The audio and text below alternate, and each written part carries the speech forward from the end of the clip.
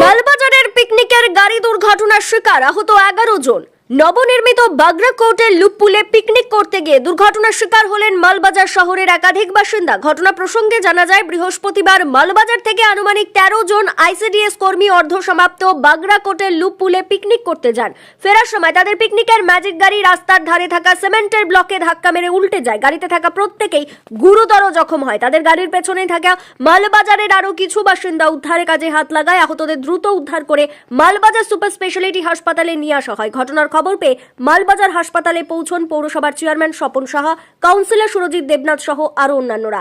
আহতদের দ্রুত চিকিৎসার ব্যবস্থা করা হচ্ছে বলেই জানা গেছে। পিকনিকের দলে থাকা ইলা রুদ্র নামে আইসিডিএস কর্মী জানান, ছুটি পেয়ে সহকর্মীরা মিলে ঘুরতে গিয়েছিলাম বাগরা কোর্টের লুপপুলে। ফেরার পথে এরকম দুর্ঘটনার শিকার হব ভাবতে পারিনি।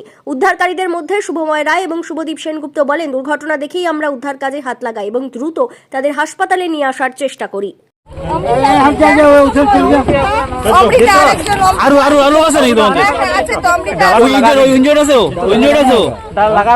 অন্য গাড়ি থামানো যাবে,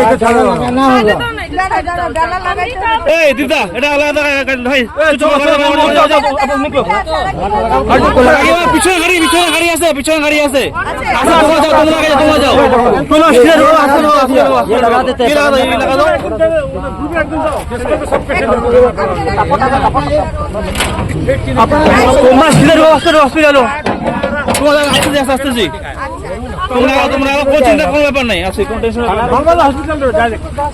দুর্ঘটনা, হ্যাঁ, যারা আহত হয়েছে বা রেফার হয়েছে তাদের দ্রুত সুস্থতা কামনা করি এবং যারা এই ব্রিজটা নির্মাণ করছেন অবিলম্বে সম্পূর্ণ না হওয়া পর্যন্ত পর্যটকদের জন্য আটকে দেওয়া উচিত।